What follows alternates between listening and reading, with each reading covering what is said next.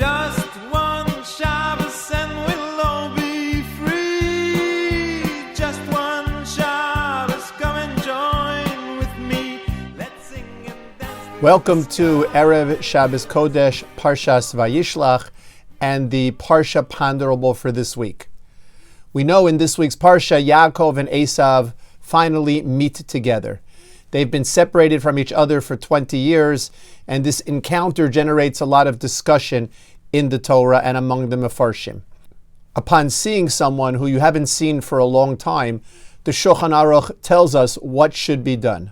In Hilchos Brachos, Simin Reish Chaf Hei, the Shulchan Aruch writes as follows: Haroa es chaveiro liachar shaloshim yom, omer shehechayanu. V'acharei yud beis chodesh mevarech mechai hamesim. If a person sees a friend that he hasn't seen for 30 days, he makes the bracha of shehechayanu.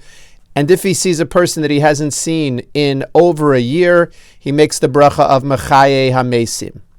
Writes the Mechaber, v'hu shechaviv alav harbe v'samach b'rayaso. This, of course, is referring to a person who is very dear to him and one who is happy in meeting his friend. Whether or not that was the situation with Yaakov and Esav is up for debate. However, the halacha raises an interesting parsha ponderable for this week. There was a man and woman not yet observant who early on in life had a child, although they were not married to each other. Under the circumstances, they put this daughter up for adoption.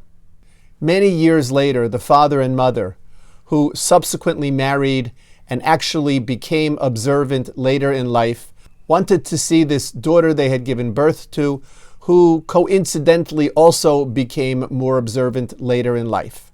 The daughter was not so happy about the prospect of the meeting because she had a lot of hostility towards her parents for bringing her into the world under those circumstances. She nevertheless agreed to the meeting. The father has asked the following question: should he, upon seeing this daughter whom he has not seen for many years, recite the bracha of Shehechayanu in accordance with this halacha, or because of her hostility and anger over the circumstances, as well as his own regret over those circumstances, because of that, should he not recite the bracha of Shehechayanu? Im Yirtzeh Hashem, the answer next week. Shabbat Shalom.